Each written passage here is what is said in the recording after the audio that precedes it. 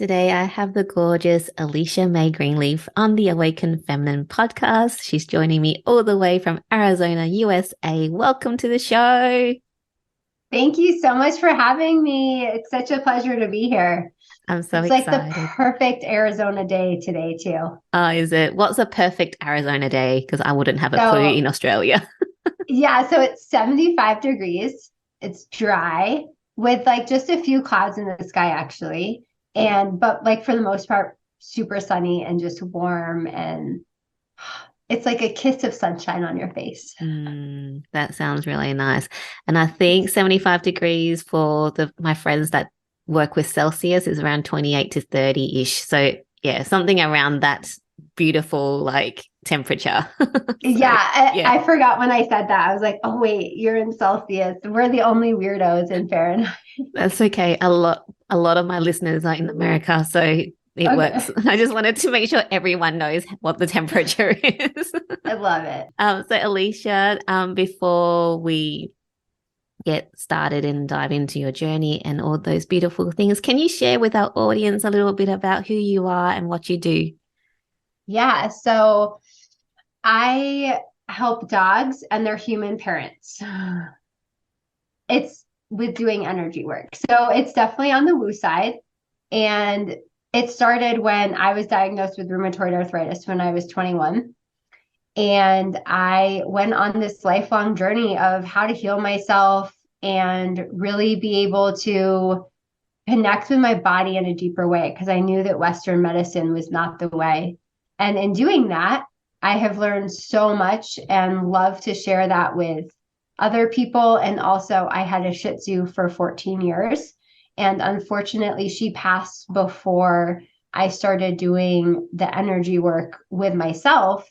And I realized how helpful it can be with dogs and how much I could have helped her if I had had that knowledge. So that's kind of how the shift of Be the Glow has happened with really integrating not only the humans, but also the dogs, the animals, the cats, the kids, because in that family dynamic, when one thing is out of alignment, it kind of brings everything else. So when you're working together and bring everybody else into alignment and ease, it really creates this amazing, peaceful, happy household. That's so interesting what you do.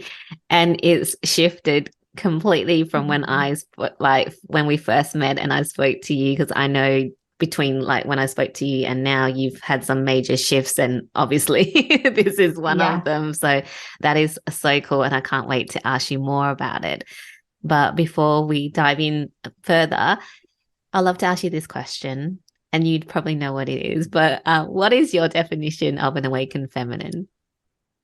It's so funny because when I was like, okay, getting ready for this, like, what does that mean? And I really sat with it.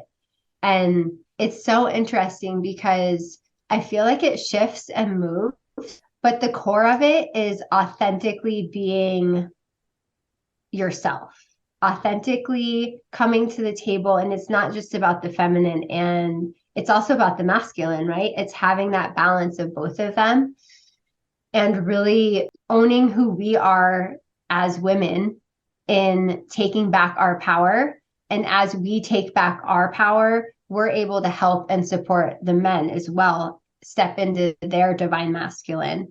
And it also helps us step even deeper into our divine masculine as well. So Mm, it's kind of like this ebb and flow of like, you can't have one without the other. yeah. That's beautiful. I love your definition. Yeah, I love it. Thank you for sharing that. Now, Alicia, I would love to dive in. It feels like I want to dive into your journey about how you got to what you're doing now, but then also really talk about what you actually do because it sounds so interesting. Um, but can you unpack with us how you started getting into energy work?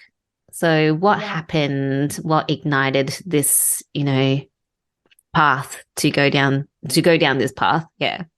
Yeah.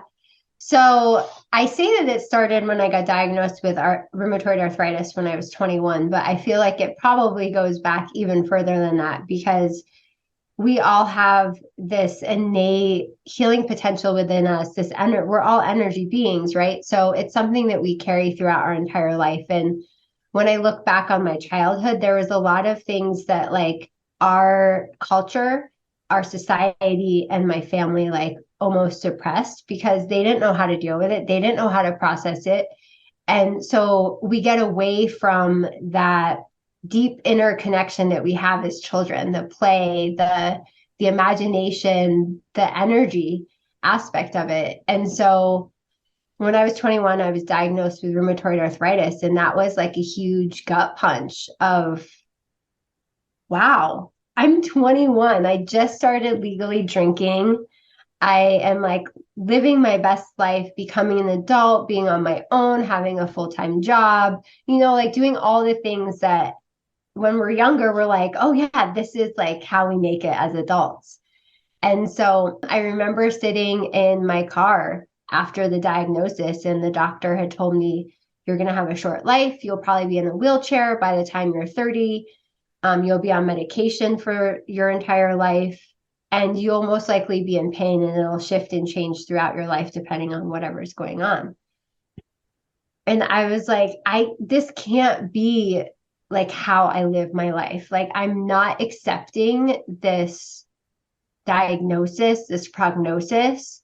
And thankfully, my dad is super supportive. And I come from parents who were very homeopathic and very natural. Like, all of my friends from high school said my dad knew what organic was before it was cool. I love that. Yeah. So we were very much like on the natural path. And so my dad was like, hey, I'm going to fly out and help you. Let's look at like food. Because a huge aspect of it in the beginning of my journey was around nutrition because I was working 40 hours a week. I would probably more than that, actually. I wasn't paying attention to what I was eating. I was grabbing fast food. I was eating a lot of burritos and tacos and like corn-based products that my body wasn't used to. And so when we shifted my food, that changed how the RA showed up in my body a little bit. But the thing was, I was 21. I didn't want to be paying attention to food. I didn't want to be cooking all my meals. And so I kept thinking there's that one thing that's going to cure this or heal me. And so like I kept trying all these different things, and some things would work more than others. But what I really came to find out was it's not about that one thing. It's about so many different things and fitting them into this puzzle piece of our life when we need them.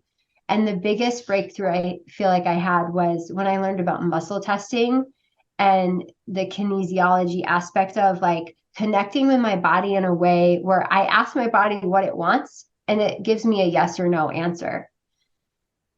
And so with doing that, I really propelled myself forward in my journey and like what I was doing. And I was doing emotion code, body code, Reiki, chiropractic, all these different vitamin protocols. I was going to a naturopathic doctor, acupuncture, like you name it, I've done it. I've even done leech therapy, like where they literally put Oh, leeches on you and like you bleed.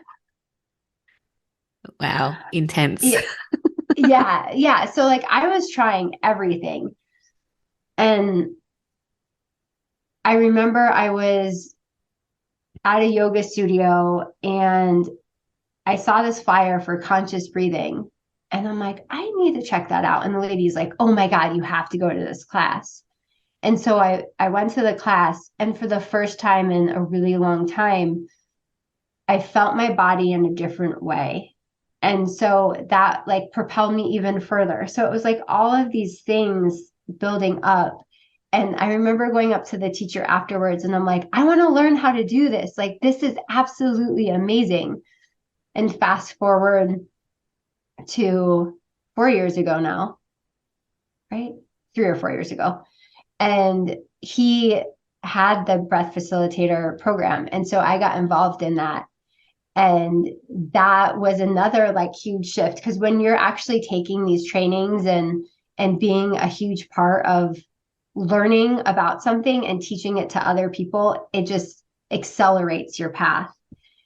And then COVID happened, and I had been working a hotel job doing sales and working with individual business travelers, and it was amazing. I loved it.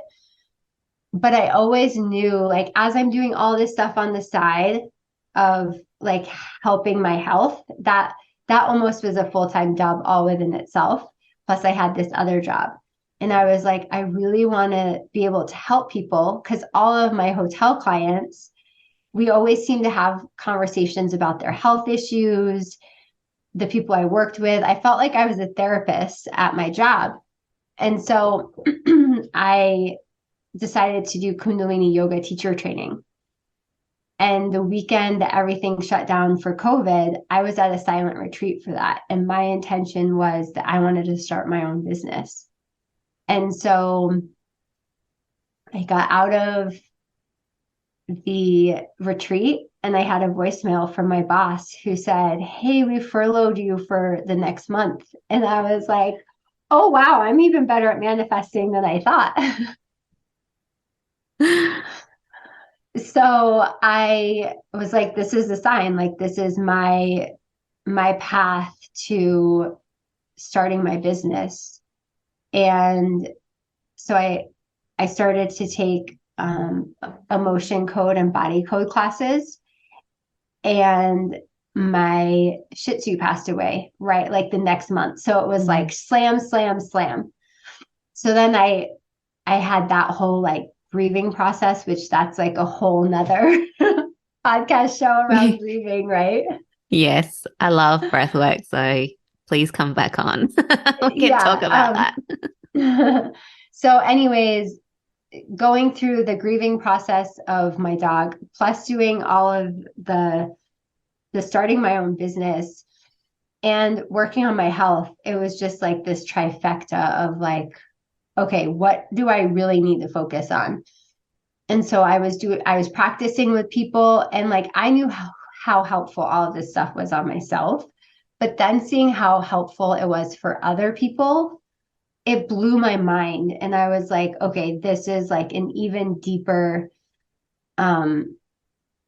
like just divine intuition of this is the path that I'm going on. This is how it's going to go down. And then like really focusing on the breath work and bringing all this stuff together, working with clients and realizing that when we start to peel away like all the cultural conditioning, the conditioning from our family, that we become a truer version of ourselves. And when we are a truer version of ourselves, we're not getting angry at people as much. We're not getting triggered by when people say something to us. We're just like, you're coming from your place of trauma, and I can hold that space for you. Yeah. And then the next step, like the bow on the top, was I started doing Reiki training. And that was like an even deeper connection to my own energy and seeing how miracles are truly possible with healing and processing of trauma that we've had in our life. And then as I was doing that, I realized how important it was to have, because all these women that I was working with, they're like, hey, can you work on my dog? Can you work on my cat? And I'm like, okay. So here's like the next evolution of that business is not just working with the women, but working with their dogs, their cats, and their significant others to really have this whole peaceful household. So yeah, that's kind of, I I love feel like it. that was super long, but Yeah, but it's so interesting. It doesn't matter. You don't need to apologize. This is what you're here for, to share your story. And wow. And so I want to ask you, with your rheumatoid arthritis, so you got diagnosed yeah. at 21. Now, where are you at with that?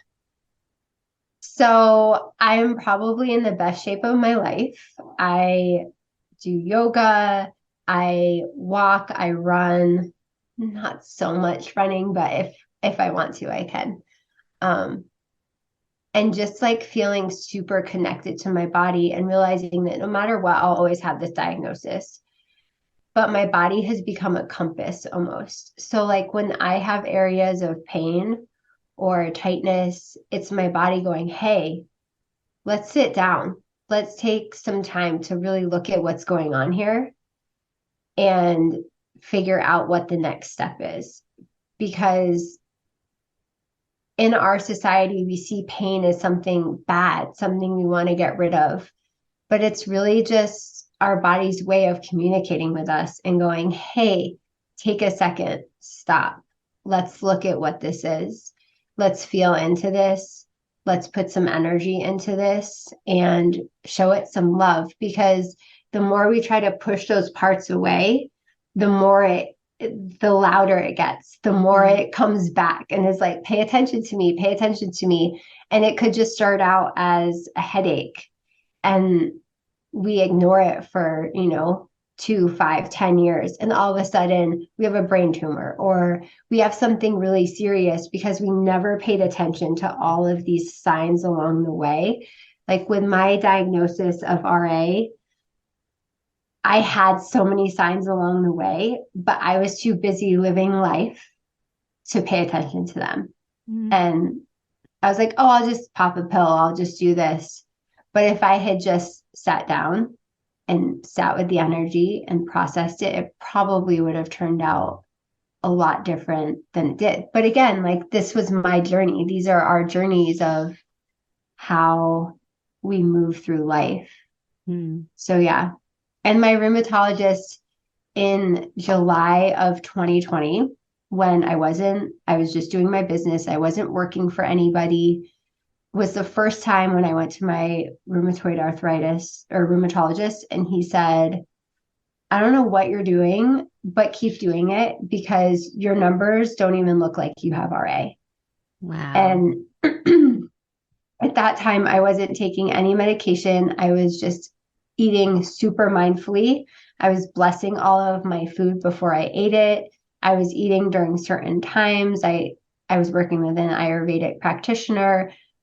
And I wasn't stressed. I was like taking time for myself. Like when I felt stuff, I sat with it. And like there were many a days of tears and upsetness and anxiety and just like working through it. But I gave myself that time and grace, which not a lot of people have that if they're, in a 9-to-5 job or working full time. But I'm super grateful to be able to have that time to be able to really sit with it and go, oh, okay, it's not what we always think it is. Yeah, that's amazing. So how long has it been since you were first diagnosed to now? How many So years? I was diagnosed in 2009. 9, so 11 No, years. 2008. 2008. So Okay. it would have been like 15 years. Wow. So you're not in a wheelchair when you're 30. You're No, I'm living. 37. Yeah. I was like, should I ask her how old she is now or just ask her how Yeah, I know I'll you wouldn't totally. have minded if I asked you Yeah. how old you are Yeah. now. It's But funny because I have people that are like, wait, you're 37? And I'm like, yeah, I yeah, am. you don't look it. I was like, oh yeah, she's probably just turned 30. I was like, Thank but you. I would just kind of like, just ask. But wow, that is just freaking amazing because I know being ex-pharmacist, well, I'm not a registered pharmacist anymore, still a pharmacist, got the degree, right? I keep Yeah. saying ex and someone reminded me that no, you're still a pharmacist, you're just not Yeah. practicing. So I'm like, oh yeah, that makes sense. Right. But the drugs that you would have been prescribed with rheumatoid arthritis is like very potent and Yeah. very harmful to like your own cells. So the fact that you're not on them and you were able to, do your own healing to this point is just amazing. I'm just like so in awe. Thank you. It's really interesting too because the TNF blocker that I took, the Enbrel and the Mm, Humira, Yeah. That's for cancer. Yeah. Like, it's pretty hardcore. And when some of the other meds that I took in the very beginning of the prognosis, they were worse than the actual symptoms of the condition. Yeah. You probably would have taken So, methotrexate. yep, that Yeah. lasted like 2 weeks, and like I couldn't eat. I was vomiting. Like it was horrible. I took prednisone for Oh, 8 years and Enbrel, Humira, and then Xeljanz, which Xeljanz was actually really good. That's kind of where like, because I went extreme where I didn't take any medication, and then for like 2 or 3 years, and I was just doing like all herbal, natural, and then that also was like not super good. And I came back and brought in the Xeljanz, and that's what I was taking when um my rheumatologist was like, okay, you're good. Like you don't need, like Mm, you don't have RA, but still like be mindful with it. mm, So, um, and he's still like, they don't want to believe that it's the other yeah. stuff. They're like, no, you're just in remission. Yeah. I'm like, okay, Yeah. sure. Yeah. Um, yeah, I think it takes a awakened doctor to be able to accept the holistic approach to Yeah. treatment. Yeah, that it's not a one size fits all and just drugging you and Yeah. And surgeries. I talk more about that. I wrote a chapter in the book Divinity Speaks, Mm, just about how like I had to settle some of my like ickiness around I'm not doing any drugs, mm, and like really like listening to somebody who was open to alternatives, but also really being mindful around like the overall picture. yeah. So, Yeah. Yeah. And yeah, I love that you were able to kind of accept it because I think there's people that are on extremes of both sides, like no, only exactly. like Western medicine or only like, so-called alternatives, which has been around longer than Western medicine. But anyway, we won't go into Yeah. that. But Yeah.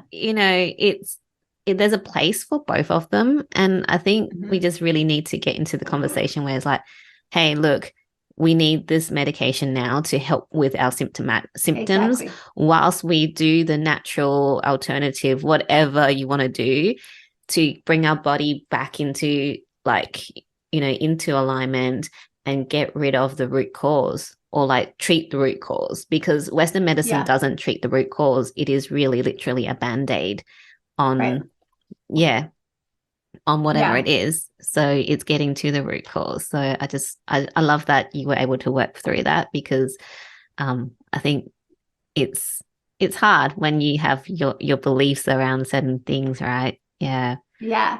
Yeah. Because Yeah. I very much came from that background of like, if we can do it homeopathically, we will. Mm, So, like, to have that was like yeah. so yucky. And so many people that I work with, they're like at one extreme or the other, and like reminding them, keep taking your medication and we'll do this other work as well. And then at some point, it's going to all come together. And maybe you can take less medication. Maybe you still have to take something, but not everything. Yeah. But really working as a team, like I realized how disconnected our medical system is. Like my primary doctor and my rheumatologist were giving me completely separate things. And one was saying, this is really bad if you have RA. But the primary care was like, no, this is what you need. And I'm like, yeah, but you guys aren't talking. And he's saying this and you're saying this. Like Mm, there is that disconnection. So it's having that healing team when you're going through a chronic condition of having everybody communicating and talking and making sure that everybody's on board with what is yeah. happening. Yeah, I know. It's pretty wild when you get into the medical system, like the healthcare system. Um, this is just another example of it, is that my daughter had really bad eczema last year. Mm-hmm. And so I went to see a private immunologist, and I also had a referral to the public system from the hospital. They Mm-hmm. gave me completely different answers, completely different advice. And you kind of Yeah. go, wow. Luckily, I have a healthcare background, and I was able to kind of like discern, okay, which one would work, which one I think really works better for my daughter. And because I know my daughter, I kind of went, okay, this is the way to go. But if Yeah. you had no healthcare background, zero, like you don't know anything, you'll be like, well, one, you'll go with one doctor. You probably wouldn't get a Yeah. second opinion. And two, if you were to get a second opinion, you're like, well, what do I do now? Like, what Right. does that all mean? Yeah. Yeah, and I think I stress that so much with my clients is be your own advocate. Yeah. Because the doctor is going to do what's best for them, but it's your life, it's your body. You have to ask the powerful questions. You have to ask follow-up questions to those questions. You have to really know what's going on and be able to advocate for yourself because nobody else will.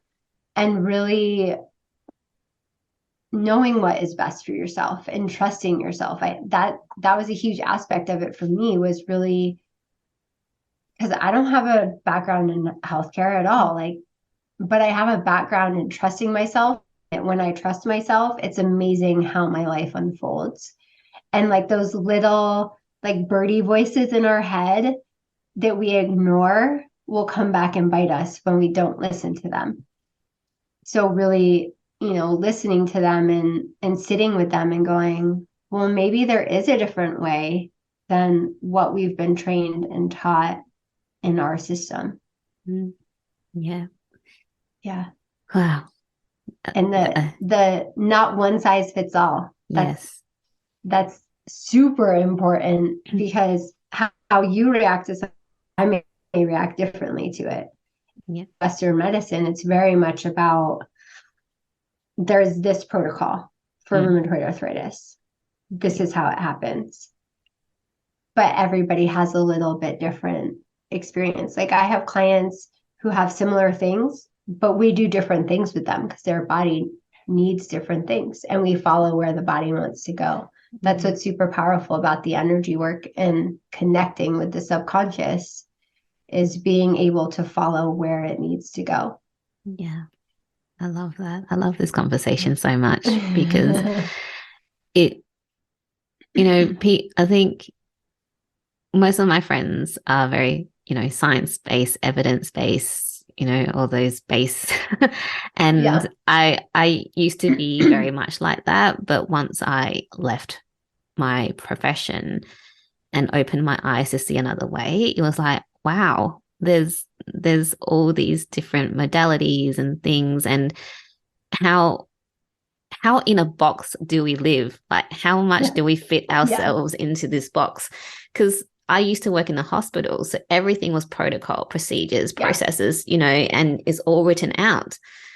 And then you go, wait a second, like I'm out of this now, and people are like, no, we'll treat you like with what you need. And it's like, no one ever asks me what I need when I'm in the healthcare system. It's like, this is what you need. But is it really what I need? So I love that we're having this conversation because it is really about asking, what is it that I need? Right. And so many people just need to be seen and heard, and their doctor has no desire to do that. They just want to push their agenda on them. And so when you have, like the doctor that I went to prescribing me the Xeljanz, he was like, I will listen to you and I want to hear you and see you, but you also have to do that for me. And I was like, what? Wow. Yeah. That's awesome. And I think there's more of these types of doctors now that are more receptive to the alternative.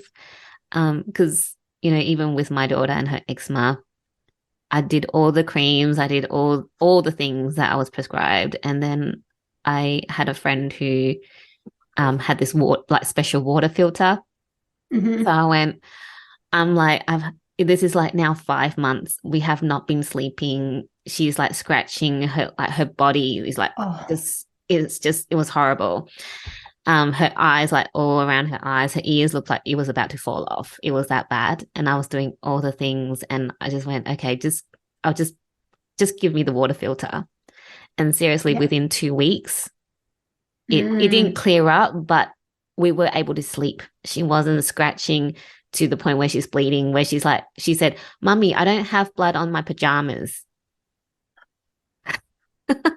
I'm getting like, but there's Yeah. always another way. And how powerful is that water? Yeah, I know. Oh my gosh, I started questioning what is in our water. Like, it's completely crazy, but that's a story for another day. We're focusing on you right now, but I just wanted to like mention that because there's so many different things that you can try, and it's Yeah. yeah, And that's what's cool about it is there's so many practitioners, there's so many different ways. It's it's about advocating and seeking and looking because there are people that I'm like, "Oh my God, I could help you so much," but they just aren't in that place yet. yeah, They are still in the victim mentality or they're like, I'm really stuck in Western medicine. And they may never get to the other side, or maybe slowly they will, but it's allowing them to have their experience too. yeah. It's everyone's journey. I think the point of my water, talking about the water, is that when I told my doctor, my GP, she was like, "That's really good. Keep using it." She wasn't like, oh, it's not That's the water. awesome. She was just like, oh, great. If that's what's worked, then keep going. So That's awesome. Do you continue to use that water? yeah, I've got Yeah. the filter and it's just there. And we did go on a little family trip away. And we didn't have the water. And she, like, after a little while, she started being itchy again. So yeah, Interesting. yeah. But I mean, the thing is, I also supplement her with like antihistamines if it gets too much sometimes. So it's like Yeah. bringing both of those worlds together.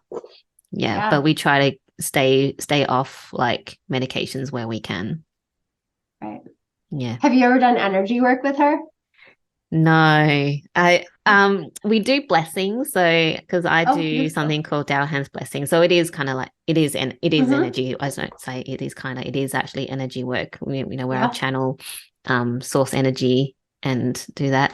So it helps a lot when she's really itchy that she after we do the blessing, she's actually able to sleep a lot better as well. And I do that with my older one as well. And now she's like, Mom, because I said to her, oh, we should do like magic school. And then she's like, when are we going Oh, to start magic school? And I've been like so run off my feet lately. I'm like, okay, we need to like, sit down and because they're so interested. I think kids are so yes. interested in energy. They just find it so fascinating. That's Yeah. exactly what I was talking about in the beginning is you're an amazing mom who's harnessing that and like knows about it and is able to like guide them through that. But so many kids don't have that opportunity. And Yeah. so they get disconnected from that. So being able to harness that and teach them that so that they can move through life even more empowered and closer to source or whatever you want to call it. Yeah. Yeah. Yeah. I want to ask you now Yeah. about so you were working with humans only before, and then now you also work with their pets and their family. So I want to ask, like, is there a difference when you use energy work on, like, how did you go, oh, like, learn how to do Reiki and whatever you do on animals? So in my training, when I did the emotion code and the body code, part of our training, we had to work on animals. And so when I was working on the animals and seeing the impact, I'm like, I didn't even know this was possible. And so, because I had been receiving emotion code and body code for like 5 or 6 years prior to that, but I never thought to do that with my dog. And the practitioner I was working with never even mentioned it. So it was just kind of this epiphany moment of wait a second, like this does work with animals. And for example, I had worked with an animal rescue and they had a dog that they couldn't get adopted out for like a year because it was basically animal reactive, like cats, dogs, anything freaked the dog out. People reactive, there's only one person in the rescue that could really work with this dog because it would freak out. And after 3 sessions, they were finally able to get it into a foster home, and then they were able to get it adopted out. And when dogs are in like that kind of environment, they're contracting all of these emotions and plus what they had previously. And so all of this stuff, it's like a snowball effect. When you have a trauma or something and it's not cleared, then it continues to build up and collect even more as you go through life. So again, it just comes back to the muscle testing and asking yes or no questions to get answers. And then with the Reiki, it's just about bringing the energy in and like almost energizing the system. And so, because the way I like to describe it is think of like the egg or the auric field of energy around our system, and we have all these little like trapped emotions. And so this energy, instead of being able to go around and move smoothly, it has all of these blockages. And so it's getting all icky in there.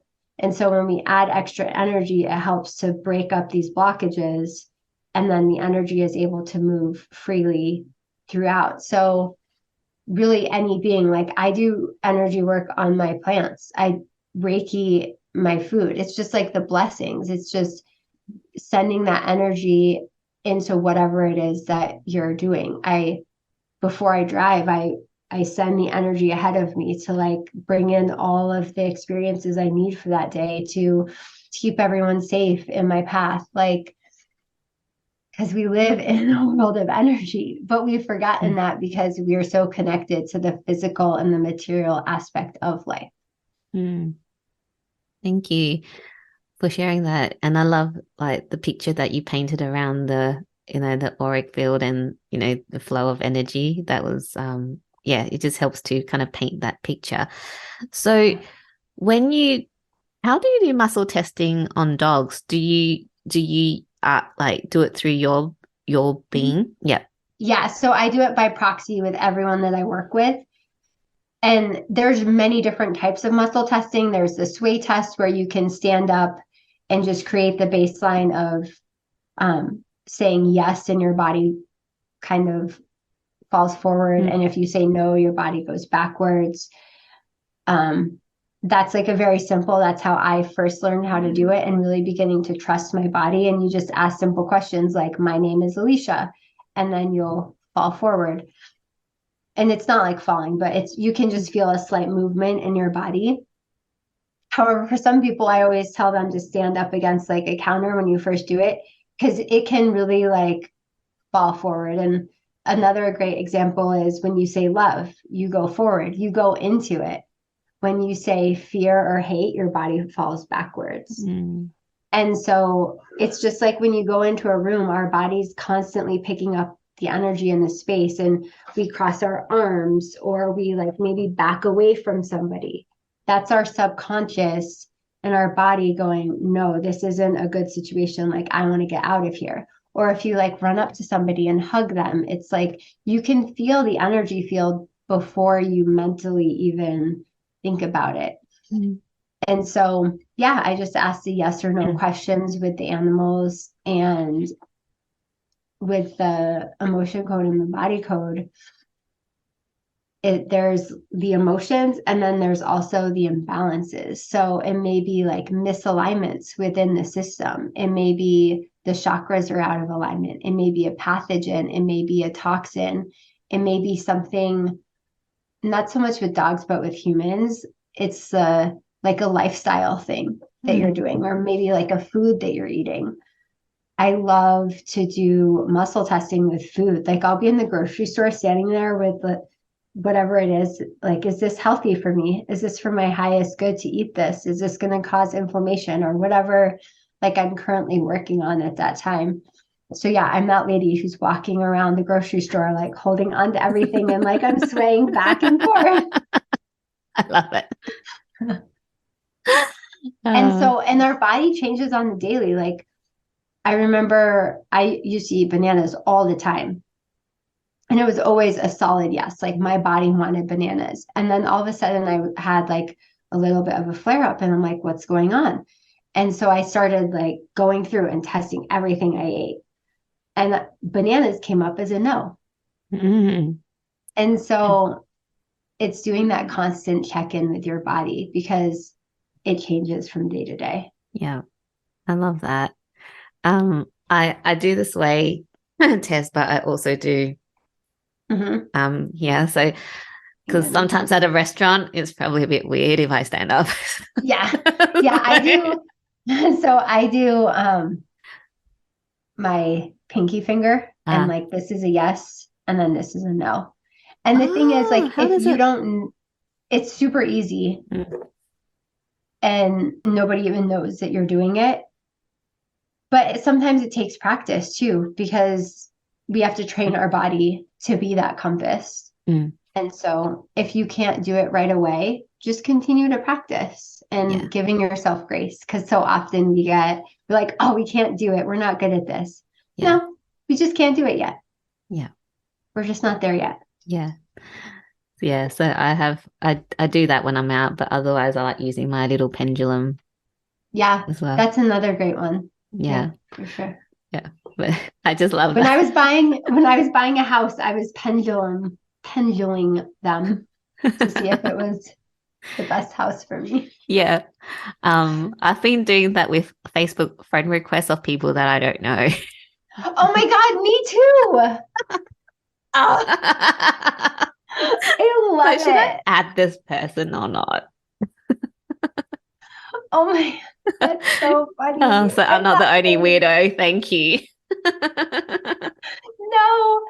Like I'll just go through there and be like, is this a yes or a no?